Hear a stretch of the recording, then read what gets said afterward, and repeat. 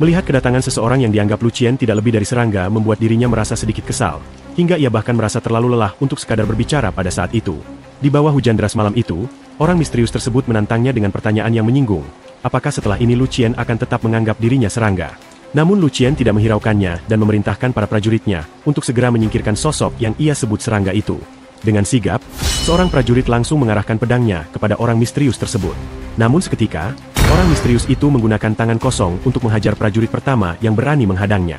Begitu satu prajurit tumbang, ia kembali melancarkan serangan terhadap prajurit lainnya sambil mengejek mereka sebagai prajurit bodoh. Hingga pada akhirnya, orang misterius itu menampar wajah Lucien dengan keras tanpa sedikit pun keraguan. Setelah tamparan itu, ia memaksa Lucien untuk menatap wajahnya saat ini. Lucien terdiam sejenak lalu menantangnya untuk mengulang sekali lagi siapa sebenarnya orang yang berani menghina dirinya. Dengan amarah membara, Lucien berteriak, menuduh orang itu telah gegabah berani menampar seseorang sepertinya. Tetapi tanpa peringatan, orang misterius tersebut kembali menampar wajah Lucien untuk kedua kalinya. Melihat sosok itu terus menyerang Lucien, para pelayan mencoba menghentikannya. Namun tiba-tiba aura naga yang kuat dipancarkan oleh orang misterius itu, membuat mereka ketakutan dan terhenti. Aura tersebut membuat pelayan itu tak mampu bertahan. Mulutnya menganga di bawah derasnya hujan malam. Bahkan Lucien yang kini hanya mampu berdiri di atas kedua lututnya pun tidak berdaya, hingga kepalanya dipukul oleh orang misterius itu yang kemudian menekankan apakah Lucien menganggap dirinya manusia terpilih, sambil memperingatkan untuk tidak berlagak sombong. Rambut Lucien dijambak dengan kasar, sementara interogasi dilanjutkan dengan tuduhan bahwa ada seseorang yang menyuruh Lucien untuk melakukan pencurian benih bunga hibiren. Meskipun Lucien tidak tahu alasannya, ia diingatkan bahwa suara bisa menjadi bukti yang tak terbantahkan. Di tengah interogasi, salah seorang prajurit yang sempat tumbang mulai tersadar dan berusaha bangkit. Tanpa keraguan, ia menebaskan pedangnya ke arah orang misterius itu. Tebasan tersebut mengenai pundaknya dan meninggalkan luka kecil. Namun tiba-tiba sebuah cahaya menyorot sang prajurit yang baru saja menyerang. Dari langit yang gelap, cahaya terang menghiasi malam, dan sebelum orang misterius itu bergerak lebih jauh, ia berniat menyampaikan sesuatu. Tak berselang lama, petir dari langit menyambar dengan dahsyat di tengah hujan deras. Lalu ia menegaskan bahwa siapapun yang tidak sadar diri akan mati lebih cepat. Sementara itu di sisi lain, di tengah derasnya hujan, Lorian tampak menangis seorang diri sambil memandangi pialanya. Tidak lama kemudian, suara seseorang terdengar memanggil namanya dari belakang. Seketika Lorian bangkit dan berdalih bahwa dirinya hanya tersandung. Di hadapannya, Verna datang sambil membawa payung untuknya. Verna menyuruhnya agar tidak berdiri terlalu lama di tengah hujan, sebab hal itu bisa membuat tubuhnya jatuh sakit. Beberapa saat kemudian, di rumah makan milik Ellison, hujan deras masih terus mengguyur malam. Dari dalam rumah makan, terlihat Tuan Knoll duduk bersama Rain dan yang lainnya di sebuah meja, menunggu hidangan utama tersaji. Tak lama, Ellison datang membawa hidangan dan meminta mereka semua untuk meminggirkan piring yang sudah ada di atas meja. Di meja lain, tampak Verna duduk bersama Rurin dan Lorian yang terlihat canggung berada di antara mereka. Ketika Ellison membuka hidangan utama, ia mengumumkan bahwa sajian kali ini adalah tenderloin wuka panggang, lalu mempersilakan semua orang untuk menikmatinya. Wajah Rurin sontak tersipu ketika melihat Ellison memberikan piring pertamanya kepadanya. Lalu Ellison mengingatkan Rurin agar tidak makan terlalu terburu-buru karena persediaannya masih banyak. Perlahan, Rurin pun menyantap daging tenderloin wuka panggang itu dengan penuh selera. Rurin berkomentar bahwa rasa daging tersebut begitu enak, dengan cita rasa yang melumer di mulutnya. Verna pun memejamkan mata sambil menikmati keempukan daging yang benar-benar menggugah. Tuan Knoll tertawa lepas, menyatakan bahwa malam itu mereka boleh makan sepuasnya, lalu memberikan selamat pada Rurin yang berhasil bermain regana dengan mengagumkan. Ucapan itu membuat Rurin meliriknya dengan sinis, sambil menegaskan agar dirinya tidak diremehkan. Verna lalu menambahkan bahwa posisi juara 3 di penampilan pertama Rurin adalah pencapaian yang menakjubkan, meski ia sendiri menyadari bahwa juara pertama tetaplah Verna. Di tengah perbincangan, Lorian tampak semakin asing dan canggung di antara mereka. Namun Verna justru merasa dirinya tidak layak meraih juara pertama. Menurutnya, alasan ia bisa mengikuti konser adalah berkat bantuan Lorian. Ia juga mengingatkan bahwa Rurin seharusnya mengetahui kalau dirinya tidak pernah benar-benar ingin bermain regana. Ia hanya menuruti perintah Count de Dran untuk menarik perhatian keluarga bangsawan lain. Walaupun keterampilannya semakin meningkat karena sering tampil, ia merasa hal itu justru membuat dirinya semakin terikat dan terkekang. Verna mengakui bahwa hal tersebut menjadi alasan terbesarnya, sebab ia sempat bermain regana dengan senang hati di awal, namun akhirnya harus meninggalkan permainan itu sambil mengubur sisa perasaannya. Menurutnya, Lorianlah yang telah membantunya melupakan masa-masa kelam itu. Pernyataan tersebut membuat Lorian hanya terdiam membisu. Meski demikian, Verna yakin bahwa Lorian juga memiliki luka tersendiri dalam bermain regana. Namun tidak seperti dirinya, Lorian tidak pernah meninggalkan permainan itu. Bahkan ketika mereka bersaing, Lorian tetap membantunya. Sikap itu membuat Verna tersadar dan merasa malu terhadap dirinya sendiri. Dengan kata lain, Verna ingin mencoba menyikapi lukanya seperti yang dilakukan Lorian, Meskipun bagi Serena, hal itu tidak mengherankan jika Verna mampu meraih juara pertama. Menurut Verna, permainan Lorian benar-benar penuh dedikasi dan perjuangan, bahkan mendengarkan lantunan Regana darinya mampu menggerakkan hatinya. Karena itu, Verna berharap dirinya dan Lorian bisa bermain Regana bersama mulai saat itu, dan ia pun menanyakan apakah Lorian tidak keberatan dengan hal tersebut. Dengan suara yang terdengar gugup, Lorian menanyakan kembali pada Verna, apakah hal itu tidak menjadi masalah baginya, mengingat dirinya hanyalah juara kedua. Di sisi lain, Tuan Knoll menenangkan Lorian agar tidak menangis. Mendengar reaksi itu, Rain menjadi kesal dan memukulnya agar diam. Sementara itu, Rurin juga merasa kesal mendengar sikap Verna dan Lorian, sebab ia menganggap juara pertama dan kedua terlalu merendah, hingga membuatnya merasa seperti sedang diejek sebagai juara ketiga. Beberapa saat kemudian, di atas meja terlihat tumpukan piring bekas makan, dan terdengar seseorang mengatakan bahwa dirinya sudah merasa kenyang. Tak lama, Gultezar menghampiri Lorian sambil membawa piala yang telah diperbaikinya. Hal itu membuat Lorian merasa lega dan berterima kasih padanya. Gultezar pun meminta Lorian untuk tidak ragu menghubunginya jika masih ada hal lain yang perlu diperbaiki. Sesaat setelah itu, Lorian menanyakan pada Verna bagaimana ia bisa mengetahui bahwa dirinya memiliki luka tersendiri saat bermain Regana. Verna menjawab bahwa ia mengetahuinya dari sikap Lucien, yang merupakan ibu Lorian, bahkan ia sendiri pernah merasakan tamparan wajah darinya. Di sisi lain, Rurin tampak tidak fokus karena masih merasa terlalu kenyang. Di meja lain, terdengar Rain yang bertanya pada Tuan Knoll, apakah ia mengetahui rumor yang sedang beredar. Tuan Knoll pun menanyakan rumor apa yang dimaksud. Menurut Rain, belakangan ini muncul seorang penyihir agung di berbagai penjuru kekaisaran, salah satu dari para pahlawan perang. Ellison terdiam sejenak ketika mendengar pembicaraan itu. Tuan Knoll tampak kebingungan karena menurutnya penyihir agung tersebut sudah menghilang sejak perang berakhir, sehingga ia bertanya-tanya mengapa kini kembali muncul. Rain juga tidak mengetahui jawabannya. Namun ia menduga kedatangan penyihir itu mungkin untuk membasmi kejahatan. Meskipun begitu, orang-orang menyaksikan bahwa penyihir agung tersebut muncul dengan membawa token berlambang penyihir agung tingkat 9. Dalam benak Tuan Knoll terlintas keyakinan bahwa dengan mengenakan pakaian penyihir perang, sosok itu pasti sangat kuat. Pada saat yang sama, tubuh Ellison tiba-tiba terpaku, sebab tanpa mereka sadari, sebenarnya Rain dan Tuan Knoll tengah membicarakan dirinya. Rasa penasaran membuat Tuan Knoll menanyakan pada Ellison apa yang ia lakukan selama menjadi bagian dari tentara. Ellison menjawab bahwa pada masa itu dirinya hanyalah seorang pesuruh. Ia menjelaskan bahwa dirinya adalah seorang penyihir tanpa lambang, sekadar penyihir cadangan, bahkan hanya ditugaskan untuk memasak. Mendengar hal itu, Tuan Knoll tidak meragukan Ellison. Baginya, wajar jika Ellison mampu memasak dalam jumlah besar apabila memang ditugaskan sebagai koki pada masa perang. Ellison menambahkan bahwa saat itu jumlah prajurit memang lebih banyak, dan ia masih mengingat banyak tentara yang menunggu hidangan darinya.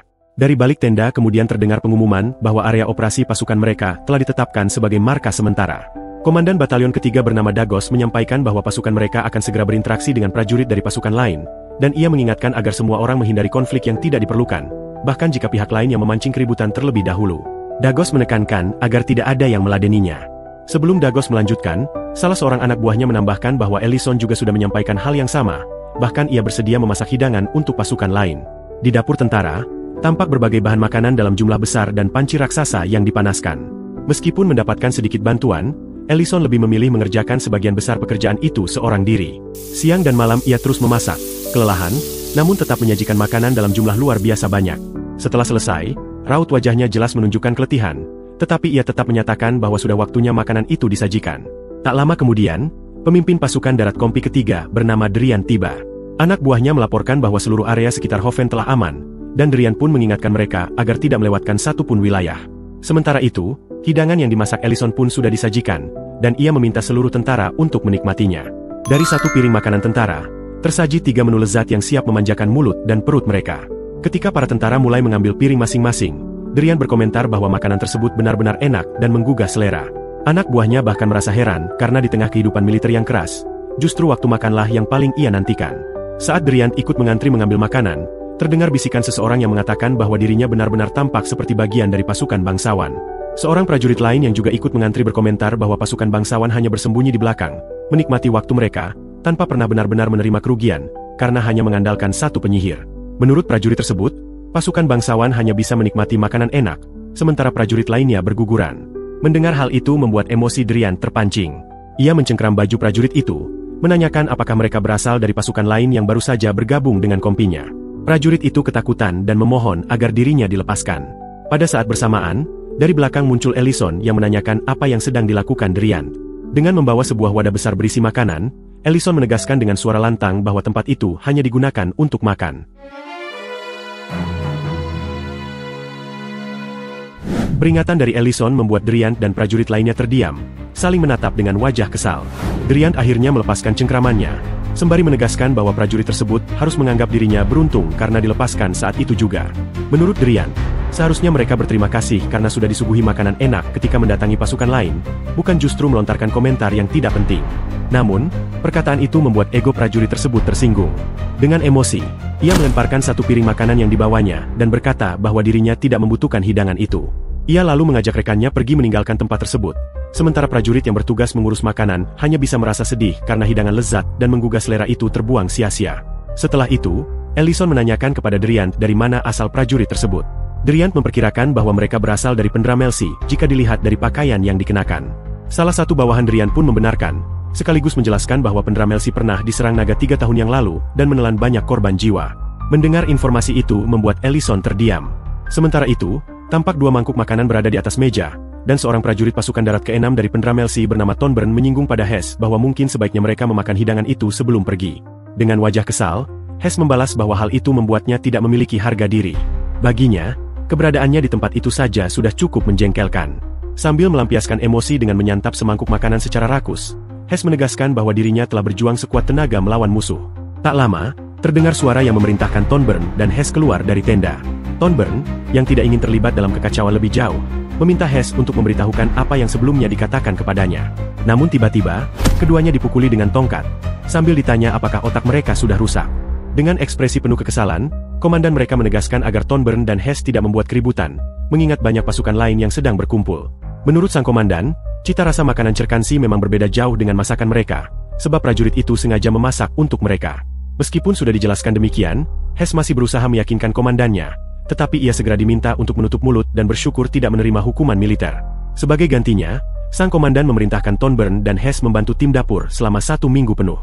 Keduanya tampak kebingungan, hingga komandan menegaskan bahwa mereka akan segera merasakan sendiri betapa kerasnya konsekuensi dari perilaku mereka saat itu. Tak lama kemudian, Ellison terlihat menyapa Tonburn dan Hess yang sudah ditugaskan membantu dapur. Ia memperkenalkan dirinya dan menjelaskan bahwa dapur itu adalah tempat kerja mereka selama seminggu. Ia kemudian mengajak keduanya mulai menyiapkan bahan masakan. Dari belakang, Tonburn berbisik pada Hess bahwa bekerja di dapur terasa lebih mudah dibandingkan di medan luar. Hess hanya menghela napas, merasa hal itu sudah cukup jelas. Namun, dengan nada sinis, ia menambahkan bahwa orang-orang di sana benar-benar pecundang hingga menjadikan pekerjaan dapur sebagai bentuk hukuman. Ellison yang mendengarnya hanya tersenyum. Beberapa saat kemudian, ketika Tonburn dan Hess tengah mengupas kentang, terdengar suara yang menyuruh mereka bekerja lebih cepat. Seorang prajurit datang membawa karung berisi kentang dan menegaskan bahwa masih ada 20 karung lagi yang harus dikupas. Menurutnya, jumlah kentang yang sudah dikupas tidak akan cukup memberi makan 1 pasukan penuh. Selanjutnya, Hess mendapat tugas dari tim dapur untuk tidak berhenti menyendoki busa dari kuali sup yang sedang dimasak. Jika busa itu tidak dibuang, maka sup tidak akan bisa dimakan. Dalam kelelahan, Hess bertanya sampai kapan harus melakukan pekerjaan itu, dan tim dapur menjawab selama 2 jam penuh. Sementara itu, Tonburn diperintahkan membersihkan semua alat masak yang telah digunakan hingga benar-benar bersih. Tim dapur menekankan pentingnya menjaga kebersihan sebagai kewajiban utama. Setelah melewati hari yang panjang, akhirnya Tonburn dan Hess bisa beristirahat di barak. Tonburn tampak putus asa dan bertanya-tanya, apakah mereka harus menjalani pekerjaan itu selama seminggu penuh. Hess yang wajahnya letih perlahan memejamkan mata, sambil berucap bahwa dirinya bisa tidur seharian penuh. Namun tak lama kemudian, cahaya senter menyorot ke arah Hess yang masih kelelahan. Dengan senyum tipis, Ellison menghampiri mereka dan mengingatkan bahwa sudah waktunya menyiapkan sarapan untuk para prajurit. Ia memberitahu Hess bahwa waktu menunjukkan pukul 5 subuh. Rasa lelah yang belum reda membuat Hess menangis, merasa bahwa pekerjaan itu benar-benar terlalu berat. Beberapa hari kemudian, ekspresi Tonburn dan Hess semakin menunjukkan frustrasi. Namun Ellison kembali menegaskan bahwa mereka harus menyiapkan makanan lagi, meski kali ini ada sedikit perubahan. Dengan nada santai, ia menjelaskan bahwa sulit membuat masakan berbeda-beda dengan bahan yang tersedia, sehingga hari itu mereka akan mengumpulkan bahan dari gunung. Ia menunjukkan ilustrasi daftar bahan yang harus dibawa, dan meminta keduanya mengambilnya begitu ditemukan. Ellison kemudian menanyakan pada Tonburn dan Hess apakah mereka setuju bahwa tugas kali ini cukup mudah, tetapi Hess memilih diam tanpa menjawab. Tak lama, di tengah kegelapan malam dengan penerangan dari sihir Ellison, mereka bertiga mulai menelusuri gunung untuk mencari bahan yang dibutuhkan. Tidak lama berselang, Tonburn menemukan sesuatu dan memastikan apakah itu benar-benar Renfon. Di sisi lain, Hess juga mendengar bahwa Ellison berhasil menemukan sesuatu. Dengan pencahayaan yang ada, Hess sempat menanyakan kepada Ellison apakah dirinya seorang penyihir, dan dengan tenang Ellison menjawab bahwa ia hanyalah seorang penyihir perang yang kebetulan menyukai memasak. Mendengar hal itu, Hess kembali menyinggung apakah Ellison pernah lulus dari Akademi Sihir Kekaisaran. Namun Ellison menjelaskan bahwa dirinya sama sekali tidak pernah lulus dari akademi tersebut. Jika benar demikian, Hess menilai Ellison hanyalah seorang penyihir sementara. Tetapi menurutnya seorang penyihir seperti Ellison seharusnya sudah pernah mendengar tentang sebuah rumor yang beredar. Hess kemudian menceritakan bahwa di Akademi Sihir Kekaisaran beredar kabar mengenai keberadaan seorang penyihir hebat. Rumor itu mengatakan bahwa penyihir jenius tersebut berhasil mencapai tingkat 5 dalam waktu singkat. Dan dengan ikatan kekuatannya ia mampu mengalahkan beberapa naga serta melawan banyak monster sepanjang peperangan. Bahkan penyihir itu disebut sanggup mengendalikan situasi cerkansi seorang diri, dan alasan pasukan di wilayah tersebut tidak mengalami kerugian besar, adalah berkat keberadaan penyihir jenius itu. Hess berpendapat bahwa meski ia dan Thornburn kesulitan selama beberapa hari karena tugas memasak, hal itu sama sekali tidak mengubah pandangannya, justru semakin menguatkan keyakinannya terhadap rumor tersebut. Menurut Hess, orang-orang dari pasukan itu hanya menikmati kehidupan dari kerja keras orang lain, dan hal tersebut terasa sangat tidak adil, terutama bagi para penyihir maupun seseorang seperti Ellison.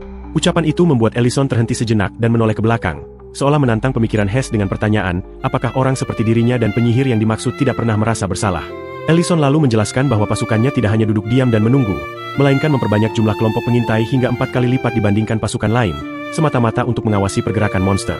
Dengan begitu, mereka bisa menghindari pertempuran yang tidak terduga dan tetap fokus mempertahankan wilayah. Dari laporan kelompok pengintai itulah, mereka cukup mengirimkan penyihir ke lokasi monster yang mendekat untuk segera membereskannya. Dengan kata lain, Ellison menegaskan bahwa para pengintai adalah kelompok pekerja keras yang justru meringankan beban sang penyihir.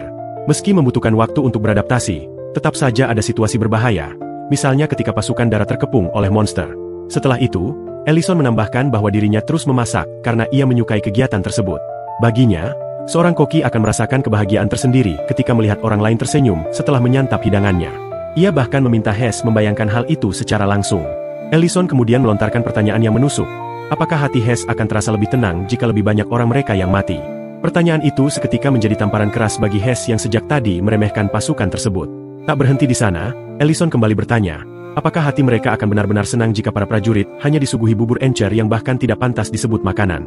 Namun, Ellison menegaskan bahwa hal itu bukanlah alasan keberadaan mereka di medan perang.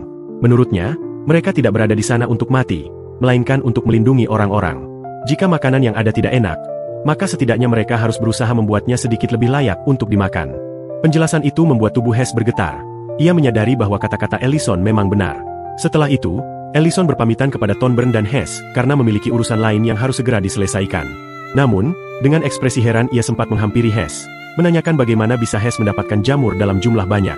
Hess hanya terdiam, bingung dengan maksud pertanyaan itu.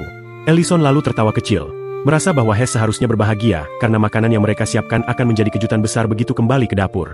Beberapa saat kemudian, di dapur, hidangan sup jamur montun akhirnya siap disajikan. Sup tersebut perlahan dituangkan ke dalam mangkuk-mangkuk, dan para prajurit langsung menyantapnya dengan lahap. Bahkan ada yang merasa sangat gembira karena mendengar bahwa sup jamur montun biasanya hanya disantap oleh kaum bangsawan. Dari dalam tenda makan, terdengar riuh pujian para prajurit yang mengakui bahwa masakan dari dapur itu benar-benar lezat, hingga tidak sedikit yang berharap bisa dipindahkan bertugas ke wilayah tersebut. Thornburn pun terlihat senang menyaksikan ekspresi para prajurit yang menikmati hidangan itu, sementara Hess tampak tersipu melihat kebahagiaan yang timbul dari bahan-bahan yang sebelumnya ia kumpulkan di gunung. Namun, di tengah suasana hangat itu tiba-tiba terdengar suara mangkuk yang dilempar, berisi sup jamur montun yang tumpah ke tanah. Dua orang prajurit dengan nada arogan menyatakan bahwa mereka kehilangan selera setelah mencicipinya. Mereka menilai sup tersebut lebih menyerupai air cucian dengan penampilan yang buruk. Sikap angkuh itu membuat prajurit lain bertanya-tanya siapa sebenarnya mereka. Salah satu prajurit segera memperingatkan yang lain agar tidak menatap pasukan pribadi Count, dan beberapa yang sudah mendengar rumor tentang kesombongan mereka, akhirnya menyadari bahwa perilaku mereka ternyata jauh lebih buruk dari yang dibayangkan. Hess hanya bisa menatap mangkuk sup yang tumpah di tanah, sementara ekspresi Thornburn berubah kesal dan emosinya terpancing. Keadaan semakin memanas ketika kedua prajurit arogan itu melemparkan sesuatu ke dalam kuali berisi sup jamur montun. Salah satu anggota tim dapur yang geram menanyakan apa yang baru saja mereka lakukan. Namun keduanya santai saja dan bahkan merasa seharusnya mereka berterima kasih karena sampah itu sudah dibuang sebelum masuk ke dalam perut. Tiba-tiba Hess melangkah maju dan menghajar kedua prajurit tersebut tanpa ragu. Aksinya membuat salah seorang prajurit terkejut dan mempertanyakan apa yang sebenarnya dilakukan Hess. Tetapi Hess membalas dengan penuh amarah, menegaskan apakah mereka bahkan tidak tahu betapa berharganya makanan itu. Namun, prajurit lain segera menegur Hess lalu memukulnya, dengan kasar mengatakan bahwa makanan itu hanya berharga bagi mereka yang dianggap tidak lebih dari sampah. Thornburn bergegas menghampiri Hess yang tersungkur. Namun dua prajurit arogan itu justru bersikap enteng. Mereka berkata bahwa itu bukan masalah besar, karena mereka hanya menambahkan bumbu ke dalam kuali, dan jika ingin, mereka bisa memakannya. Alih-alih menyesali perbuatannya, keduanya malah mengejek Hess dengan nada menghina, mengatakan bahwa sekarang sup tersebut mungkin terasa lebih enak setelah ditambahkan sampah di dalamnya. Melihat sikap kedua prajurit itu membuat Hess teringat bahwa dirinya dan Thornburn pun pernah melakukan hal yang sama. Namun, tiba-tiba seseorang menghampiri Hess dan Thornburn, lalu menyampaikan bahwa kedua prajurit arogan itu berbeda dengan mereka. Menurut orang tersebut, apa yang dilakukan oleh Hess dan Thornburn tidaklah sama, bahkan berbeda jauh dengan sikap angkuh yang ditunjukkan oleh kedua prajurit arogan itu. Salah satu prajurit yang sombong itu sempat menanyakan dengan nada meremehkan, apakah orang yang berbicara itu hanyalah koki yang membuat sup sampah yang mereka cemoohkan. Namun sambil melayangkan jubah penyihirnya, Ellison dengan tenang menegaskan bahwa dirinya memang gemar memasak, tetapi selain itu ia juga seorang penyihir. Tidak berhenti di sana, Ellison bahkan menambahkan bahwa dirinya mungkin juga merupakan seorang komandan saat ini, sebuah pengakuan yang langsung membuat kedua prajurit itu terdiam dalam keterkejutan. Mereka sempat mengira bahwa Ellison hanya bergurau, namun keraguan segera tergantikan dengan rasa gentar. Sambil mengenakan jubah penyihirnya, Ellison kembali menekankan bahwa posisinya sekarang bukanlah sesuatu yang bisa dihina begitu saja oleh hama seperti mereka. Ia menegaskan kedudukannya sebagai komandan pasukan pertahanan Cerkansi sekaligus penyihir tingkat 5, sebuah otoritas yang tak dapat diremehkan oleh siapapun. Di hadapan para pembuat onar itu, Ellison menegaskan bahwa dirinya bisa memahami jika mereka tidak menyukai cita rasa makanan lalu membuangnya ke lantai, sebab sisa makanan yang tercecer masih bisa dibersihkan. Namun apa yang mereka lakukan jauh lebih buruk, karena mereka telah meludah ke dalam kuali sup tersebut. Mendengar hal itu, seorang prajurit mencoba menenangkannya, meminta Ellison bersikap lebih tenang, dan menekankan bahwa seharusnya ia tidak perlu mencari masalah dengan mereka, apalagi setelah melihat armor yang mereka kenakan saat ini. Tetapi sebelum sempat menyebutkan nama atasan mereka, Ellison sudah lebih dulu melayangkan sihir tanpa ragu. Kesabarannya benar-benar habis. Dengan kekuatan sihirnya, perlahan armor yang dikenakan kedua prajurit itu hancur berkeping-keping. Di saat sihir itu terus menggerus perlindungan mereka, Ellison menegaskan bahwa armor rapuh dan atasan mereka tidak akan pernah melindungi kesalahan tersebut. Ia menekankan sekali lagi bahwa sup yang ditumpahkan masih bisa dibersihkan, tetapi bagaimana dengan sup yang sudah mereka ludahi? Sambil menyeret kuali sup, Ellison menegaskan bahwa mereka tidak mungkin bisa membuang semuanya. Setelah menyodorkan satu kuali besar berisi sup, ia menekankan bahwa seharusnya mereka paham maksud perkataannya. Kedua prajurit itu tampak terkejut dan mematung, tidak mampu berkata apapun. Beberapa saat kemudian, Derian memasuki tenda makan dengan perasaan tidak sabar ingin mencicipi sup jamur montun setelah menjalani tugas penyerangan yang cukup lama. Namun yang terlihat di hadapannya justru Ellison yang berdiri mengawasi kedua prajurit onar itu, memaksa diri menghabiskan satu kuali besar berisi sup jamur montun. Wajah Ellison tampak sangat kesal. Jelas ia sedang memberi pelajaran pada mereka. Kedua prajurit itu kewalahan. Wajah mereka pucat, perut terasa mual, bahkan hampir muntah, tetapi tetap dipaksa untuk menelan setiap suapannya. Melihat itu, Derian merasa sedih karena dirinya tidak bisa menikmati sup yang lezat tersebut, meskipun ia memahami apa yang sedang terjadi. Sementara itu, di sisi lain, Hess termenung di dalam penjara. Dalam benaknya, ia bertanya-tanya, menyadari bahwa Ellison bukanlah penyihir cadangan seperti yang ia kira, melainkan benar-benar penyihir tingkat 5 yang selama ini hanya menjadi rumor. Kenyataan itu membuatnya heran, terlebih karena meskipun sebelumnya ia berkata keras pada Ellison, penyihir itu hanya menyebut dirinya seorang yang menyukai kegiatan memasak. Dari situ Hess berpikir, jika ia memiliki kesempatan kembali ke dapur, ia ingin mempelajari cara memasak dari Ellison agar mampu membuat makanan yang enak, lalu melanjutkan hukumannya di dapur demi masa depan. Tetapi kini, dengan kedua tangan yang terborgol dan tubuh yang diasingkan di penjara, ia merasa hal tersebut mustahil. Tak lama kemudian, seorang penjaga membuka jeruji penjara dan memanggil namanya. Menurut kepala penjaga itu, Hess diminta segera keluar karena hukumannya telah ditentukan. Sementara itu di tenda peristirahatan, seseorang menyebut bahwa seharusnya Hess saat ini telah menerima hukumannya. Orang itu kemudian menanyakan pada kedua prajurit yang pernah membuat keributan, apakah mereka sudah puas. Salah satu dari mereka menyatakan permintaan maaf, tetapi juga menambahkan bahwa seharusnya penyihir bernama Ellison ikut mendapat hukuman. Perkataan itu membuat seseorang yang tengah memotong daging stik sontak terdiam. Seorang pria yang merupakan atasan kedua prajurit itu, duduk tenang sambil membersihkan mulutnya. Di sampingnya berdiri seorang penyihir. Dengan nada ringan, pria itu mengatakan bahwa mereka tampaknya telah salah paham terhadap perkataannya. Ia menegaskan bahwa yang dilakukannya hanyalah mengabulkan permintaan terakhir mereka, karena pada saat itu kedua prajurit tersebut sudah tidak lagi menjadi bagian dari pasukannya. Pernyataan itu membuat mereka terkejut. Atasan mereka yang bernama Frego Delian menambahkan bahwa dirinya hanya menyukai orang-orang yang berbakat, dan ia hanya menerima pasukan terbaik. Sekejap kemudian, penyihir di samping Frego melepaskan sihirnya. Saat energi sihir itu diarahkan kepada mereka, Frego menilai bahwa beban pasukan terlalu berat bagi dua prajurit tersebut. Mereka pun terkejut, ketakutan, dan memohon ampun. Namun Frego tidak menghiraukan. Ia justru meminta penyihir itu untuk melenyapkan keduanya. Di tenda lain, Ellison terlihat sedang menulis sesuatu ketika seorang prajurit datang dan menyebut tindakannya kali ini terlalu berlebihan. Menurut prajurit itu, Ellison telah menyerang satria dari pasukan pribadi Count Frego. Namun Ellison berdalih bahwa dirinya hanya memberikan mereka makanan, sebab mereka masih terlihat kelaparan. Sambil menutup bukunya, Ellison tersenyum dan meminta maaf karena telah merepotkannya lagi untuk menekan informasi agar namanya tidak tersebar luas. Ia tahu itu bukan tugas yang mudah, tetapi juga tahu prajurit itu selalu membantunya. Ellison merasa aneh ketika prajurit itu tetap bersikap terlalu formal, padahal mereka sudah saling mengenal sejak lama. Prajurit itu pun mengaku tidak pernah menyangka bahwa Ellison adalah penyihir agung tingkat 5. Dengan ekspresi kesal, Ellison meminta agar ia berhenti memanggilnya dengan sebutan penyihir agung, apalagi saat ini semakin banyak prajurit yang memanggilnya demikian. Percakapan pun bergeser, ketika prajurit itu menyinggung tentang Hess yang dipindahkan untuk menjalani hukumannya. Mendengar itu, Ellison terdiam, lalu tiba-tiba marah. Ia segera mengambil jubah penyihirnya dan bergegas pergi, meskipun prajurit tersebut memintanya untuk tetap tenang. Namun prajurit itu juga menjelaskan bahwa dari sudut pandang seorang prajurit, hal itu tidaklah terlalu buruk. Selain itu, bukankah Ellison juga cukup menyukai Hess? Ellison mengakui hal itu, dan mendengar penjelasan lebih lanjut bahwa kelompok pasukan lain tidak memiliki ruang untuk menerima prajurit baru. Karena itulah Hess akhirnya ditetapkan untuk menjadi bagian dari batalion ketiga, pasukan pertahanan kota Cerkan. Mendengar hal itu, Ellison terlihat lega. Tak lama kemudian, Hess mendatangi tenda Ellison dan memperkenalkan dirinya kembali. Ia berjanji akan melakukan yang terbaik.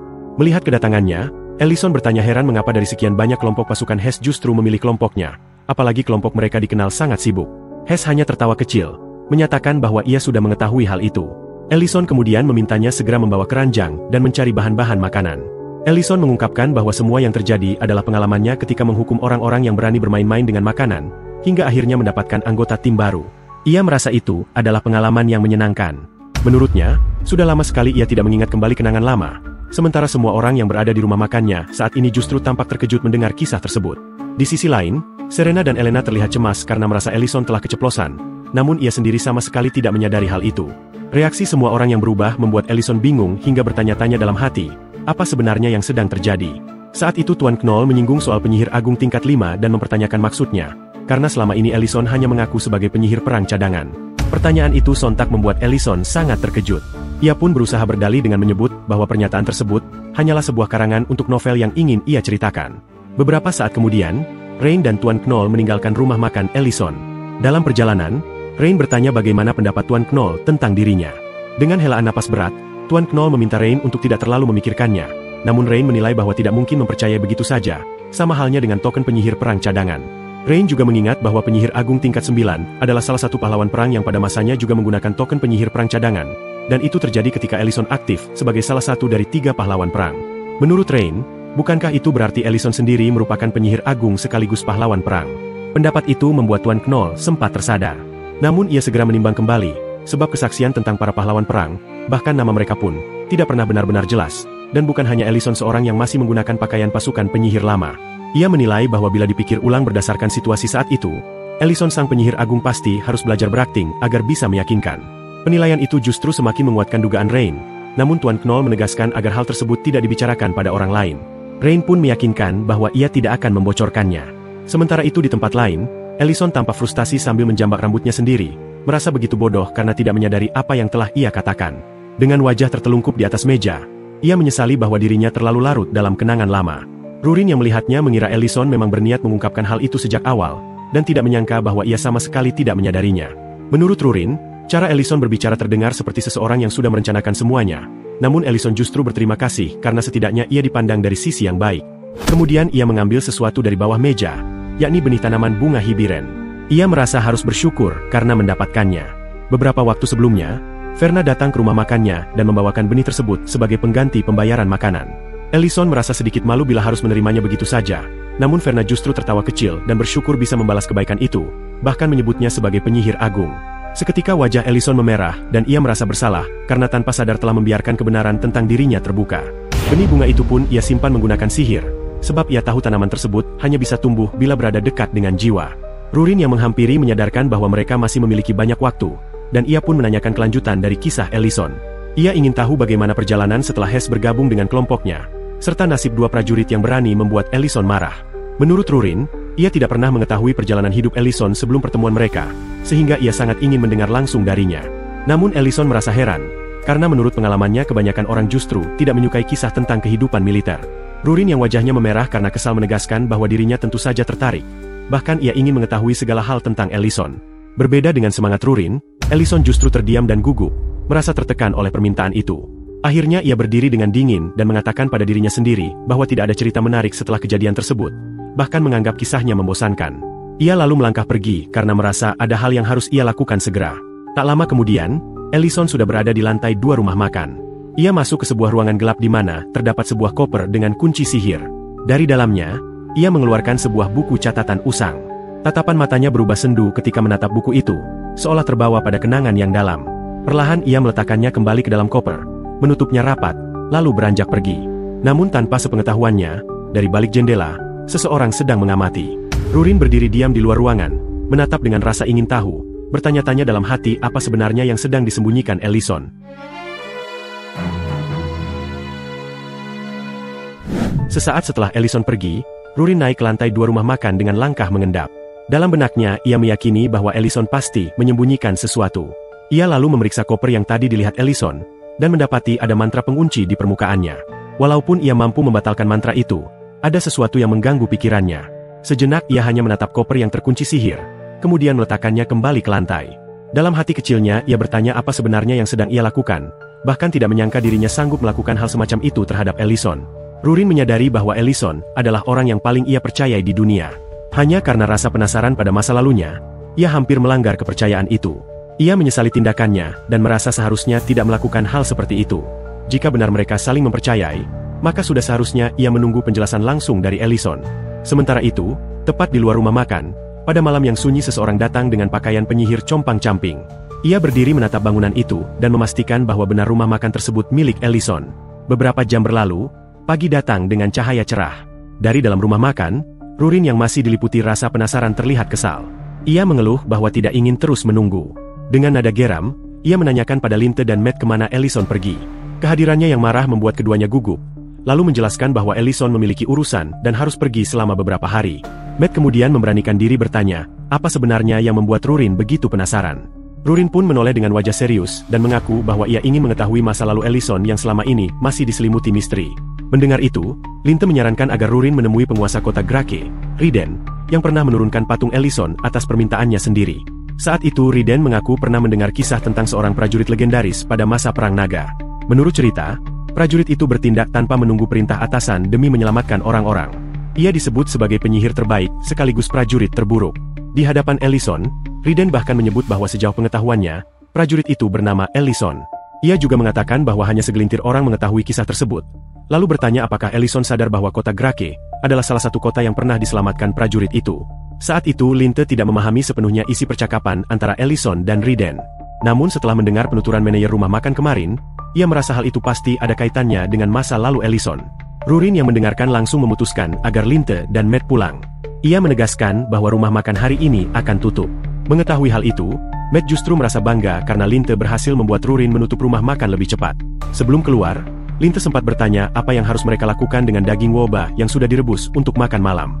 Rurin hanya meminta mereka menyimpannya di kulkas, agar bisa ia jadikan camilan malam nanti. Tak lama kemudian, Tuan Knoll datang ke rumah makan Ellison. Ia kaget dan terjatuh ketika melihat papan pengumuman bahwa rumah makan itu tutup lebih awal. Sementara itu, di kastil penguasa kota Grake, Riden tampak tak menyangka akan menyambut kunjungan dari sosok penting seperti Rurin. Ia mengatakan bahwa jika Rurin ingin bertemu, seharusnya ia yang datang ke rumah makan. Dengan tenang, ia menghidangkan secangkir teh hangat dan menanyakan apakah benar Rurin ingin mengetahui kisah Ellison di masa militernya. Rurin membenarkan, bahkan dengan ekspresi serius ia menegaskan bahwa dirinya tidak akan meminta informasi itu secara cuma-cuma. Ia akan memberikan informasi penting sebagai gantinya, meski dalam benaknya ia sadar bahwa hal itu sudah terucap tanpa sengaja oleh Ellison di hadapan orang lain. Rurin lalu mengungkapkan bahwa Ellison sebenarnya adalah penyihir agung tingkat 9 sekaligus salah satu dari 3 pahlawan perang. Mendengar hal itu, wajah Riden tampak terkejut, tetapi ia tidak berkomentar. Hanya menyeruput teh hangatnya, ia menanggapi pernyataan itu dengan tenang. Rurin heran mengapa Riden tidak bereaksi lebih jauh. Namun Riden menjawab bahwa ia memang sudah menduganya sejak lama. Baginya, tidak sulit menemukan kecocokan antara fakta bahwa Ellison adalah penyihir agung tingkat 9 sekaligus pahlawan perang. Orang-orang seharusnya bisa menyadarinya setelah melihat kemampuan Ellison, sebab tidak mungkin ada lebih dari satu penyihir agung dengan kekuatan setara. Meski begitu, Rurin tetap heran mengapa orang-orang tidak mengenali Ellison. Ia menduga Ellison mungkin mengubah wajahnya dengan sihir. Riden menilai hal itu bisa saja benar. Namun menurutnya ada alasan lain yang lebih kuat. Ia yakin semua data tentang Ellison telah dimusnahkan hingga tidak tersisa. Bahkan dalam catatan resmi pun tidak pernah ada prajurit kekaisaran bernama Ellison. Rurin pun menduga mungkin itu karena Ellison tidak ingin rumah makannya terkenal berkat namanya, melainkan karena cita rasa makanannya. Namun Riden menilai alasan itu tidak tepat. Menurutnya, Ellison adalah seorang desersi, prajurit yang meninggalkan tugas militer tanpa izin. Karena itu, seluruh data dan jejak namanya harus dihapus. Bahkan menyebut namanya pun bisa mendatangkan hukuman. Penjelasan itu membuat Rurin terdiam dan tidak menyangka. Namun dengan nada kesal, ia menanggapi bahwa tidak ada salahnya meninggalkan militer. Hal itu tidak berarti Ellison berhenti melakukan kebaikan di luar sana. Baginya, siapapun yang berani melemparkan kesalahan seperti itu pada Ellison pantas dibunuh. Riden tetap tenang, menjelaskan bahwa desersi pada masa perang adalah dosa besar, tetapi menurutnya itu bukan alasan cukup untuk menghapus seluruh data tentang Ellison. Ia merasa tidak mungkin kekaisaran mengambil langkah sejauh itu, hanya karena seorang prajurit meninggalkan tugasnya. Rurin yang mulai terpancing emosi, akhirnya menuntut penjelasan lebih lanjut. Sejenak Riden terdiam dan tampak gugup menghadapi sorot tajam Rurin. Ia akhirnya mengaku bahwa dirinya hanya pernah mendengar sebuah rumor lain. Namun ia tetap yakin itu hanya sekadar rumor belaka, sehingga ia menolak memberitahukannya pada Rurin. Dengan keyakinan Riden tersebut, ia tidak ingin merusak kehormatan Ellison dan juga kepercayaan antara Ellison dan Rurin hanya karena rumor yang konyol. Tak lama kemudian, Rurin pun bergegas keluar dari kastil penguasa Grake dengan ekspresi kesal, menduga bahwa hal itu merupakan kelanjutan dari apa yang pernah ia dengar ketika mengunjungi istana beberapa waktu yang lalu. Pada saat itu, Rurin teringat bahwa Kaisar Lemidan tampak gugup dan meminta maaf pada Ellison akan sesuatu yang tidak disebutkan. Ellison kala itu mengatakan bahwa dirinya tidak seperti Kaisar yang bisa memiliki pilihan, dan jika saja ia dapat memutar ulang waktu, maka ia pasti akan memikirkan cara selain desersi. Ingatan tersebut membuat Rurin terus bertanya-tanya, apa yang sebenarnya terjadi pada masa itu. Ketika Rurin tiba di depan pintu masuk rumah makan, ia mendapati seseorang telah berdiri di sana. Rurin menaruh curiga pada orang itu, sementara orang asing tersebut menanyakan apakah ia tidak salah tempat, sebab ia mendengar bahwa tempat itu merupakan rumah makan milik Ellison. Rurin menatapnya dengan tajam dan menegaskan bahwa rumah makan itu adalah milik mereka berdua, lalu mempertanyakan apakah orang asing itu mengenal Ellison. Sosok pria itu membuka tudung penutup kepalanya dan menyatakan bahwa ia mengenal Ellison, bahkan menyebut dirinya sebagai mentor pertama Ellison, sebuah pengakuan yang membuat Rurin terkejut dan terdiam. Pria itu kemudian memperkenalkan diri sebagai Golsa Fane, seorang penyihir agung tingkat 5 yang kini hidup sebagai gelandangan. Rurin mempersilakannya masuk untuk melanjutkan pembicaraan sembari menyantap makan malam. Tak lama kemudian, di atas meja tersaji sepiring daging woba yang lezat. Dengan mulut penuh, Golsa mengakui betapa nikmatnya hidangan itu. Dagingnya empuk dan membuatnya lupa kapan terakhir kali ia menikmati makanan seenak itu. Namun Rurin menanggapinya dengan kesal, sebab hidangan itu seharusnya menjadi camilan malam miliknya. Golsa berjanji akan membayarnya, meski dengan dalih bahwa daging tersebut terasa kurang segar. Hal itu semakin memancing kekesalan Rurin, hingga ia nyaris menawarinya daging gosong sebagai gantinya.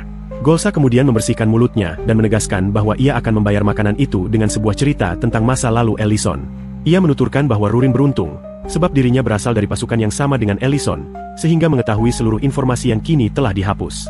Rurin mendesak agar Golsa tidak bertele-tele dan langsung menyampaikan cerita tersebut. Golsa sempat terdiam sejenak sebelum akhirnya mengatakan apa yang ia ketahui. Pernyataannya membuat Rurin terkejut dan tak percaya, hingga ia merasa Golsa sedang mempermainkannya sekaligus menghina Ellison. Amarah Rurin memuncak, menuduh Golsa berani berbicara omong kosong di hadapannya, namun Golsa bersikeras bahwa apa yang ia katakan adalah kebenaran. Sebelum Golsa sempat menjelaskan alasannya mendatangi rumah makan itu, Rurin yang sudah tak mampu menahan diri menendangnya keluar tanpa peringatan. Dengan dada penuh kekesalan, Rurin segera menaiki tangga menuju lantai 2 rumah makan, sambil menilai bahwa cerita yang barusan didengarnya benar-benar konyol. Saat itu, ia kembali teringat ucapan Riden yang pernah mendengar sebuah rumor, meski hanya mempercayainya sebatas kabar angin belaka. Rurin semakin yakin bahwa omong kosong dari Golsa itu tidak pantas untuk didengarkan. Sebelumnya, Golsa menuturkan bahwa Ellison telah membantai semua prajurit dari pasukannya sendiri lalu menghilang, dan itulah alasan semua datanya dihapus serta dirinya dicap sebagai pembelot. Namun bagi Rurin, cerita itu sama sekali tidak masuk akal. Kini, di hadapannya kembali tampak koper milik Ellison yang sebelumnya disembunyikan dengan rapat. Ia teringat ucapan Ellison bahwa tidak ada kisah menarik lain setelah kejadian itu, dan mendengarkan kelanjutannya hanya akan membosankan. Perlahan, Rurin pun membatalkan sihir pengunci pada koper tersebut. Setelah terbuka, tampak sebuah buku catatan milik Ellison tersimpan di dalamnya. Rurin berbisik dalam hati bahwa kini ia hanya perlu memeriksa kebenarannya sendiri. Dengan perasaan gugup, ia meraih buku catatan itu dan mulai membacanya. Dalam catatan itu tertulis bahwa Ellison sebenarnya bukanlah orang dari dunia ini, melainkan berasal dari dunia lain, dan di dunia asalnya ia pun bernama Ellison. Ia terbangun secara tiba-tiba dan mendapati dirinya berada di dunia ini, lalu menjadi seorang prajurit. Ellison merasa sedikit lega karena secara instan dapat memahami bahasa, huruf, dan berbagai pengetahuan dari dunia baru ini, meskipun ia tetap kesulitan menulis dengan lancar. Karena itulah, ia menggunakan buku harian itu sebagai latihan menulis. Baginya, dunia ini merupakan tempat yang menakjubkan dengan adanya monster, naga, elf, dan dwarf. Hal yang mengejutkannya adalah perkembangan metalurgi di dunia tersebut yang cukup maju, kemungkinan karena bantuan sihir dalam memperoleh material langka dan menjaga suhu dengan lebih akurat, sehingga perabotan memiliki kualitas tinggi. Namun di sisi lain, budaya makanan justru tertinggal, penggunaan rempah yang minim, serta jumlah resep yang sangat sedikit, mungkin akibat perang panjang yang melanda dunia itu. Dari situlah muncul pemikiran Ellison bahwa membuka rumah makan akan menjadi sesuatu yang menyenangkan. Ia juga menuliskan kerinduan mendalam pada ibunya, berharap dapat menemukan cara untuk pulang. Sementara itu, kehidupan sebagai prajurit terasa sangat berat dengan latihan keras, dan adanya satu orang yang selalu meneriakkan kata-kata yang sama berulang kali. Pada halaman selanjutnya, Ellison menuliskan kebingungannya akan bakat sihir yang dimilikinya, meski belum memahami seberapa hebat itu. Namun satu hal yang pasti, ia merasa harus mengubah makanan yang disantap prajurit, sebab ia sudah tidak tahan memakannya dalam kondisi yang begitu buruk. Ekspresi Rurin berubah ketika membaca tulisan yang menyebutkan bahwa Ellison pernah ditugaskan untuk mendata daftar nama prajurit di akademi, yang ternyata merupakan daftar para prajurit yang telah mati. Dalam benaknya, Rurin merasa pernah mendengar kisah itu meski dulu hanya sambil lalu. Ellison menuliskan bahwa dirinya tidak menyalahkan kepala dekan, dan bahwa kehidupannya akan penuh penyesalan bila tetap berada di akademi. Namun ketika ia mulai mengubah cita rasa makanan, ia merasa bahagia melihat anggota pasukannya tersenyum saat menyantap hidangan lezat, bahkan menantikan menu baru darinya. Baginya, setiap anggota pasukan itu adalah orang yang berharga. Rurin tersipu membaca bagian itu, semakin meyakini bahwa perkataan Golsa hanyalah kebohongan. Ia tersenyum, berpikir bahwa halaman berikutnya pasti hanya berisi resep makanan, sehingga cerita tentang pembantaian pasukan jelas konyol. Namun ketika membuka halaman berikutnya, ekspresinya seketika berubah terkejut. Meskipun sebelumnya ia yakin tidak akan menemukan catatan aneh, ternyata ada beberapa lembar yang sengaja disobek. Rurin terpaku menatapnya, lalu meletakkan buku itu di lantai. Tepat di balik halaman yang disobek, ia mendapati sebuah tulisan singkat yang membuat tubuhnya kaku. Tulisan itu berbunyi bahwa sampah-sampah itu kini telah membayar harganya. Ekspresi Rurin seketika berubah terkejut saat ia membaca sebuah tulisan yang menyatakan bahwa sampah-sampah itu harus membayar harganya. Dalam benaknya, Rurin meyakini huruf-huruf tersebut berasal dari dunia Ellison, dan dirinya masih bisa membacanya karena pernah pergi bersama Ellison di masa lalu. Sambil terus berpikir keras, Rurin menyadari bahwa tidak ada seorang pun yang mampu menulis huruf-huruf itu selain Ellison sendiri. Dengan kata lain, tulisan itu benar-benar berasal darinya. Ingatannya pun melayang pada sebuah momen ketika Ellison pernah menyentil kepalanya dengan keras, sambil menegaskan agar Rurin tidak melakukan sesuatu yang sembrono. Pada saat itu, Rurin merasa bingung dan mempertanyakan mengapa Ellison menghalangi tindakannya, sebab menurutnya manusia yang bersikap kurang ajar terhadap dirinya memang pantas mendapat balasan. Di hadapan mereka kala itu, seorang wanita tua bersujud dan menangis ketakutan, memohon maaf tanpa henti karena secara tidak sengaja mengelus kepala Rurin. Alasannya sederhana, wanita itu teringat pada putrinya yang mirip dengan Rurin.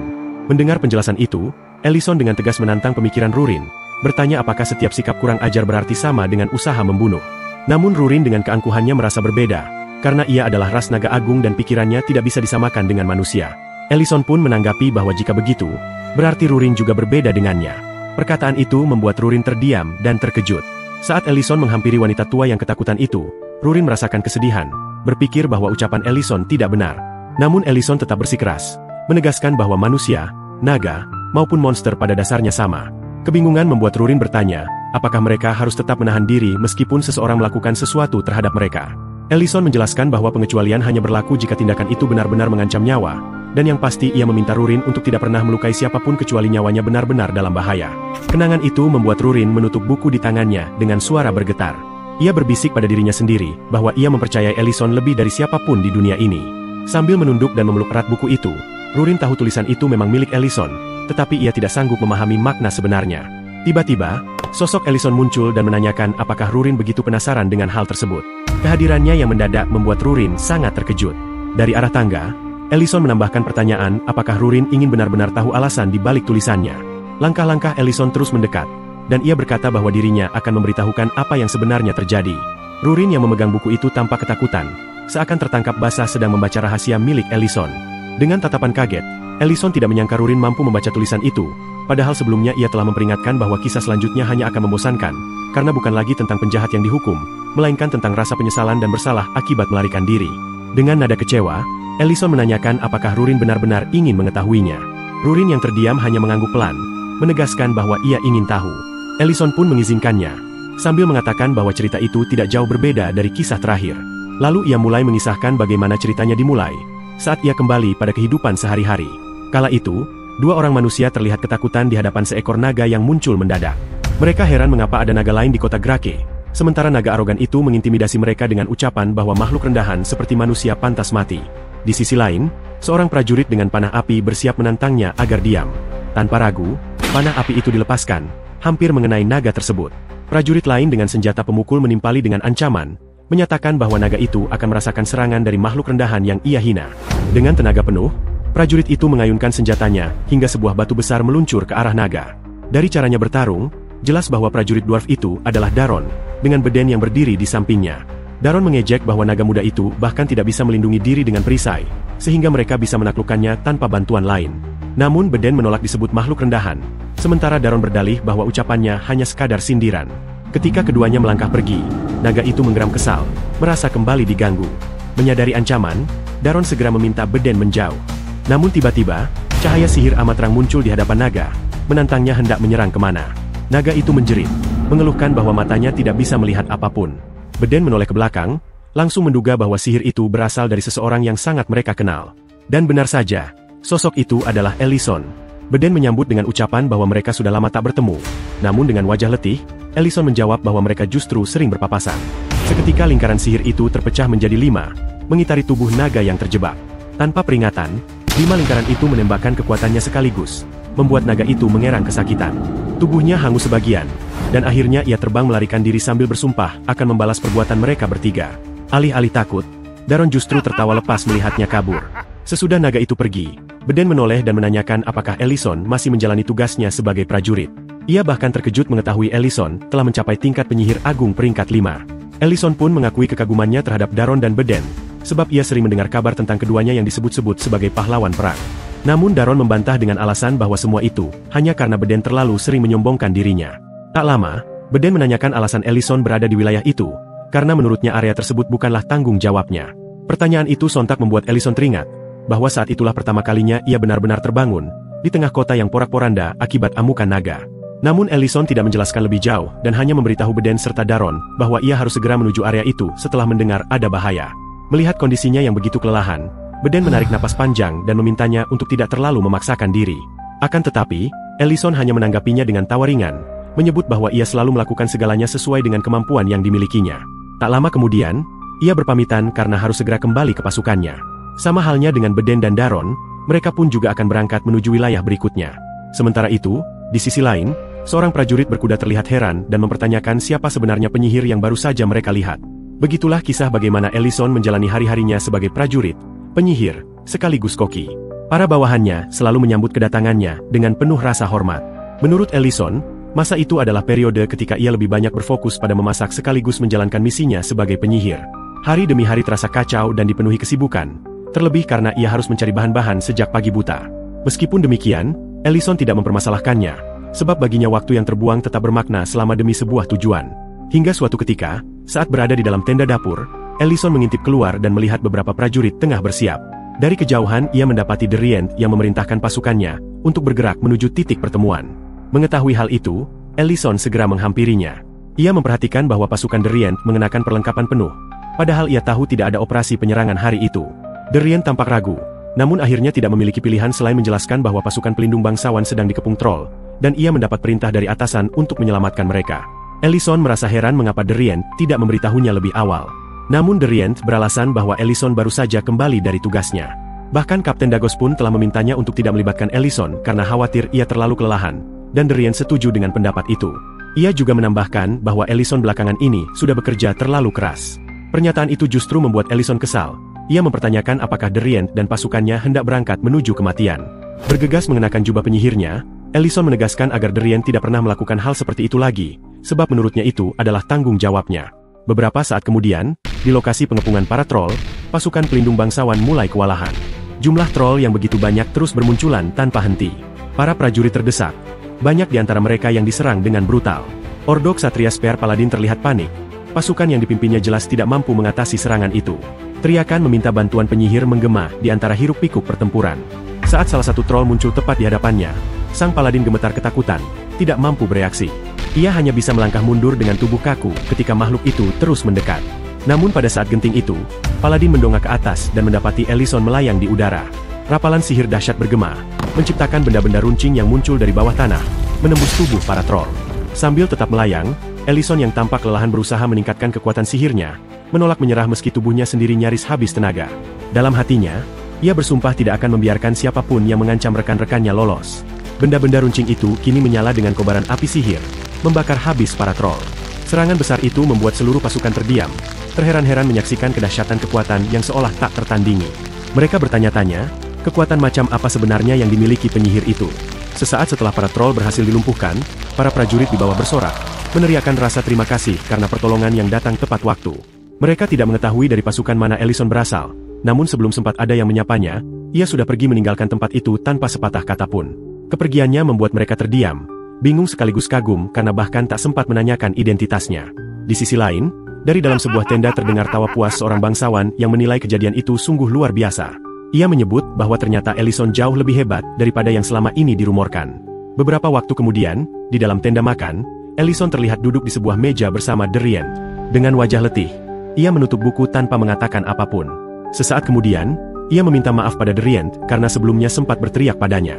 Mendengar itu, Darien justru terkejut, sebab ia tidak pernah menyangka Ellison akan memintanya maaf dengan sungguh-sungguh. Ellison menjelaskan bahwa dirinya tidak bermaksud marah, tetapi Darien merasa canggung dan meminta agar Ellison tidak perlu meminta maaf dengan cara seperti itu. Namun sebelum perbincangan mereka berlanjut, tiba-tiba seseorang terlempar keras ke atas meja mereka. Darien sigap berdiri dan menghunus pedangnya. Ellison pun terkejut, menatap ke arah orang yang terlempar itu sambil bertanya-tanya dalam benaknya, siapakah sebenarnya sosok tersebut? Di hadapan Ellison, sosok yang terpental ke dalam tenda ternyata adalah Golsafane, seorang penyihir agung tingkat 5. Pemandangan itu membuat Ellison terheran-heran, pikirannya terus dipenuhi pertanyaan tentang siapa sebenarnya orang itu. Dalam keheningan, Golsafane memperkenalkan diri sebagai seseorang yang pernah mengajarkan sihir kepadanya saat masih dalam masa perekrutan. Ucapan itu sontak mengejutkan Ellison, hingga ia menyadari bahwa orang di hadapannya tidak lain adalah instruktur Fane, sosok yang dahulu melatihnya ketika ia masih penyihir rekrutan baru. Tak lama kemudian, seseorang memasuki tenda tempat Ellison dan Darien berada. Orang itu datang sambil meminta maaf karena kedatangannya menimbulkan kekacauan. Dengan tawa ramah, ia memperkenalkan dirinya sebagai seorang bangsawan bernama Frigo Delian, diikuti beberapa prajurit yang berdiri di belakangnya. Frigo tampak senang akhirnya bisa bertemu langsung dengan Ellison. Dalam hati, Ellison segera menyimpulkan bahwa Frigo adalah komandan pasukan yang sebelumnya meminta bantuan, dan ia bertanya-tanya mengapa bangsawan itu datang di tengah malam ke tendanya. Pertanyaan itu dijawab Frigo dengan nada ringan, seakan menyindir apakah Ellison tidak ingin berbasa-basi lebih dulu. Tanpa bertele-tele, Frigo lalu menunjuk Ellison dan memilihnya untuk menjadi kepala penyihir dari Ordo Ksatria Holy Spear. Keputusan mendadak itu membuat Ellison dan Darien sama-sama terkejut. Bahkan belum sempat mengekspresikan respon apapun ketika Frigo langsung meminta Ellison berkemas dan segera bergabung dengan pasukannya. Frigo kemudian menjelaskan bahwa Golsafane dulunya adalah kepala penyihir mereka, namun dianggap sebagai pengecut yang melarikan diri dan bersembunyi ketika pertempuran berlangsung. Wajah Frigo menunjukkan kekecewaan. Ia menilai bahwa posisi penting yang diberikan pada Fane telah disalahgunakan, karena meski selalu menyombongkan dirinya sebagai penyihir agung tingkat 5, Fane gagal menunjukkan keberanian saat peperangan terjadi. Frigo kembali menegaskan pendapatnya dengan menunjuk Ellison, membandingkan kemampuannya yang jauh lebih luar biasa. Baginya, Ellison memang seperti pahlawan kesiangan yang selalu melindungi rekan pasukannya agar tidak terluka. Sikap itu sebenarnya ia anggap keliru, namun tetap dimaafkan karena kemampuan hebat Ellison. Frigo bahkan menambahkan bahwa ia sangat menyukai kepribadian Ellison, dan berjanji akan memberikan perlakuan terbaik apabila Ellison mau bertarung di bawah perintahnya mulai sekarang. Ellison hanya bisa menghela napas, mengira ada hal yang lebih penting hingga membuat Frigo rela mendatangi tendanya malam itu. Dalam hatinya, ia mengingat bahwa para penyihir kekaisaran biasanya bekerja di bawah bangsawan, namun ia tidak menyangka situasi kali ini begitu berbeda. Ia pun bertanya-tanya bagaimana bisa dirinya dipindahkan ke pasukan lain hanya dalam semalam. Mendengar itu, Frigo menjawab dengan penjelasan bahwa ia jarang berbicara tentang keluarganya. Namun kali ini ia mengungkapkan bahwa ayahnya adalah Melik Delian, salah satu dari 3 duk kekaisaran. Karena itu, urusan mutasi anggota pasukan bisa selesai hanya dalam 1 hari. Penjelasan tersebut membuat Ellison merasa frustasi, hingga menarik napas panjang. Ia kemudian meminta Frigo membuktikan ucapannya, dan Frigo menanggapi dengan anggukan, sambil menatap Ellison dengan komentar bahwa sikapnya terlihat berubah. Meski begitu, Frigo tetap menyukai Ellison apa adanya. Saat melangkah keluar dari tenda, Frigo menyampaikan pendapat bahwa pasukannya akan menjadi lebih hidup dengan kehadiran Ellison, dan ia menantikan perbincangan berikutnya. Namun tak lama berselang, Frigo menerima surat penolakan yang menyatakan bahwa mutasi penyihir tingkat 5 bernama Ellison tidak bisa dilakukan. Surat itu membuatnya terheran-heran, seakan apa yang dibacanya hanyalah lelucon. Sementara itu, di dapur, Ellison tengah sibuk memasak sambil tersenyum tipis dalam hatinya, membayangkan ekspresi Frigo ketika menerima penolakan tersebut. Meski mengira masalah itu selesai begitu saja, Nyatanya urusan itu justru terus berlanjut. Keesokan harinya, saat Ellison sedang disibukkan oleh pekerjaannya, Frigo tiba-tiba muncul dan bertanya apakah ia sudah berubah pikiran. Kehadiran mendadak itu mengejutkan Ellison, namun dengan tegas ia menolak untuk mengubah keputusannya. Bahkan 1 minggu kemudian, Frigo kembali membuntutinya dengan pertanyaan yang sama, dan sekali lagi Ellison menolak. 1 bulan pun berlalu, dan saat Frigo menemukan Ellison sedang duduk di dalam tenda, ia tiba-tiba muncul memberi selamat bahwa Ellison mendapatkan kesempatan bergabung dengan Ordo Ksatria. Belum sempat Frigo menyelesaikan ucapannya, Ellison sudah menghilang dari hadapannya.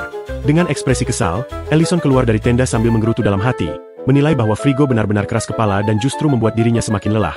Apalagi ia juga tengah dibebani banyak perintah akhir-akhir ini. Di sisi lain, Ellison mengetahui bahwa Komandan Dagos tidak bisa berbuat banyak untuk menghentikan Frigo, sebab Frigo berasal dari keluarga Duke. Dengan wajah frustrasi, Dagos bahkan sempat mengatakan bahwa ia telah berusaha sekuat tenaga, namun tak bisa menghalangi tindakan Frigo. Ellison pun merasa pasrah, karena yang menantinya setelah setiap penolakan hanyalah ajakan Frigo yang terus datang tanpa henti, bersamaan dengan kabar kematian seorang prajurit. Suatu hari, seorang penyihir mendatanginya dan memastikan apakah benar ia adalah Ellison. Setelah mengakuinya, Ellison balik bertanya siapa penyihir itu, dan dijawab bahwa ia berasal dari lini depan. Penyihir tersebut lalu membawa kabar mengejutkan. Kepala Dekan Akademi Sihir Kekaisaran, Atra, telah tewas. Mendengar berita duka itu, ekspresi lelah Ellison berubah menjadi keterkejutan yang mendalam. Penyihir itu melanjutkan bahwa situasi perang yang belum mereda membuat berita kematian tersebut harus dirahasiakan. Jika tersebar, hal itu hanya akan menurunkan semangat para prajurit. Karena itu, tidak akan ada upacara pemakaman, namun ia membawa pesan terakhir yang dititipkan langsung oleh Atra untuk Ellison. Mendengar kabar itu, ingatan Ellison pun kembali pada momen terakhir pertemuannya dengan Atra, ketika sang dekan menanyakan apa yang ingin dilakukannya setelah perang berakhir. Mendengar kabar duka itu membuat hati Ellison hancur dan kembali terjebak dalam tekanan mental yang berat. Beberapa saat kemudian, Komandan Dagos menerima sebuah surat yang mengejutkannya. Ia bertanya-tanya mengapa pasukan mereka diminta kembali menyerang, padahal tugas tersebut bukan berada dalam yurisdiksi mereka. Dengan suara lantang, Komandan Dagos menolak perintah itu dan menuntut alasan mengapa perintah terus datang tanpa henti. Namun bawahannya hanya dapat menjelaskan bahwa semua itu berasal dari atasan mereka. Mengetahui hal tersebut, Ellison justru menyanggupi perintah itu dan menyatakan akan melakukannya, tetapi Komandan Dagos menolak dengan tegas. Pandangannya tertuju pada wajah Ellison yang terlihat sangat kelelahan, dengan jubah penyihir yang compang-camping akibat peperangan. Ia mempertanyakan apakah Ellison tidak menyadari betapa dirinya terus menjalankan tugas tanpa henti, namun Ellison tetap bersikeras akan melakukannya. Saat itu, pikirannya kembali kalut, persis seperti ketika ia pertama kali meninggalkan Akademi Sihir.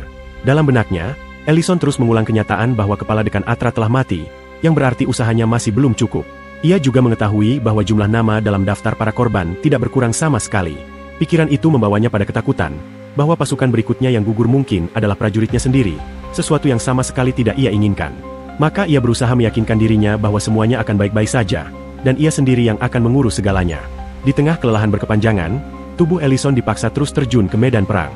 Namun tiba-tiba sesuatu yang tidak diinginkan terjadi. Saat ia akhirnya jatuh pingsan, dalam benaknya Ellison masih merasa dirinya kuat untuk mengatasi semuanya. Tak lama setelah itu, dari kompi Ellison, Darien terlihat menghampiri Frigo dan memintanya untuk berhenti datang, sekaligus menjelaskan bahwa pasukan mereka tengah sibuk. Darien lalu menambahkan bahwa Ellison adalah lulusan Akademi Sihir Kekaisaran di ibu kota, dan ia yakin Frigo memahami maksud dari ucapannya. Menurut Darien, penyihir perang kekaisaran memegang sistem independen di tiap pasukan, sehingga bahkan Komandan Dagos tidak memiliki wewenang untuk memaksakan perintah kepada Ellison. Satu-satunya tempat yang berhak memberikan perintah hanyalah istana. Darien menegaskan, jika Frigo benar-benar peduli pada Ellison, sebaiknya ia mempertimbangkan hal itu. Namun Frigo hanya menghela napas panjang dan menganggap penjelasan tersebut menggelikan. Dengan nada meremehkan, Frigo menyatakan bahwa mungkin ia akan mendengarkan jika penjelasan itu disampaikan orang lain, karena menurutnya yang sibuk bukanlah pasukan, melainkan satu orang saja, yaitu Ellison. Dengan tegas, Frigo menuding Darien seharusnya merasa malu karena terlalu memanfaatkan kemampuan Ellison. Ucapan itu mengejutkan Darien hingga terdiam. Frigo menambahkan dengan ekspresi kesal bahwa ia paling membenci orang-orang yang hanya pandai berbicara besar tanpa diimbangi kemampuan. Menurutnya, Darien dan pasukannya sama saja seperti Gol Savane yang hanya bisa bersembunyi karena takut. Mendengar hinaan itu, Darien tak mampu memberi komentar dan hanya diam membisu. Di tengah ketegangan itu, 2 orang prajurit terlihat panik berlari menuju tenda medis. Frigo yang melihat langsung bertanya ada apa. Namun salah satu prajurit tampak ragu menjawab. Akhirnya ia mengungkapkan bahwa Ellison pingsan di medan perang dan hingga kini belum sadar. Kabar itu membuat Darien dan Frigo sama-sama terkejut, hingga tak sempat bereaksi. Sementara itu, Ellison yang tak sadarkan diri mendapati dirinya berada di sebuah ruangan luas tanpa ujung, berwarna putih bersih dan dipenuhi ketenangan. Saat tersadar, ia yang masih berwajah lelah tampak kebingungan. Di hadapannya, Sosok kepala dekan Atra terlihat berjalan menjauh. Mengetahui hal itu, Ellison sontak memanggilnya hingga langkah Atra terhenti sejenak. Rasa penasaran mendorong Ellison untuk bertanya dalam hati mengapa Atra turun ke lini depan. Ketika Atra menoleh ke belakang, Ellison mengungkapkan perasaan yang terus menghantuinya. Ia merasa sudah berjuang sebaik mungkin demi memperpendek daftar nama korban. Namun jika Atra menilai usahanya masih kurang, ia berharap seharusnya diberitahu, sehingga ia bisa memperluas yurisdiksi tugasnya. Ia juga merasa bersalah karena pernah menuruti saran para dwarf dan elf untuk tidak memaksakan diri, dan menganggap itu sebagai kesalahannya. Baginya, kegagalannya adalah karena tidak berjuang lebih keras lagi. Atra kemudian mengatakan sesuatu, namun Ellison tidak mendengarnya dengan jelas. Ia kembali menanyakan apa sebenarnya yang ingin Atra sampaikan. Sosok Atra mendekat, lalu berbisik dengan kata yang terdengar berlebih. Tiba-tiba, Atra tampak kesal dan menampar Ellison dengan keras, menyatakan bahwa usahanya terlalu berlebihan dan memintanya berhenti memaksakan diri. Tamparan itu seketika membangunkan Ellison di dunia nyata, seolah ia benar-benar tersadar karena tamparan tersebut. Salah satu bawahannya tampak lega melihat Ellison membuka mata, menanyakan keadaannya. Begitu juga dengan Komandan Dagos, Derrient, dan pasukan lainnya yang terlihat senang menyaksikan kesadarannya kembali. Namun hal pertama yang Ellison tanyakan setelah siuman justru tentang misi yang sedang berlangsung. Pertanyaan itu membuat bawahannya meneteskan air mata, merasa sangat bersyukur karena Ellison akhirnya kembali sadar. Kemudian Derrient berusaha menenangkan Ellison, menjelaskan bahwa mereka sama-sama prajurit, dan bahwa misi mereka sebenarnya telah selesai. Saat itu Ellison menyadari bahwa dirinya telah salah menilai sebuah kewajiban. Menurut Ellison, hal itu bukanlah yang diinginkan oleh Atra darinya, sebab Atra justru membuatnya memahami bahwa ia hanya perlu lebih mempercayai rekan-rekan pasukannya. Tidak lama berselang, Ellison dan Derrient menyadari adanya seseorang yang tengah mendatangi tenda medis. Sosok itu kemudian memanggil Ellison sebagai sang penyihir. Dengan membawa dekrit istana di tangannya, orang tersebut menyampaikan bahwa mulai hari itu Ellison ditempatkan di Ordo Ksatria Holy Spear. Ia juga menjelaskan bahwa Komandan Dagos telah menerima hukuman pendisiplinan karena telah membuat Ellison menjalankan tugas tanpa henti, hingga menimbulkan kerugian bagi pasukan. Mendengar hal itu, Ellison hanya bergumam dalam benaknya, membayangkan seandainya ia lebih mendengarkan, maka mungkin hasil akhirnya akan berbeda. Terima kasih sudah mengikuti alur cerita kali ini. Jangan lupa like, share, dan subscribe channel ini.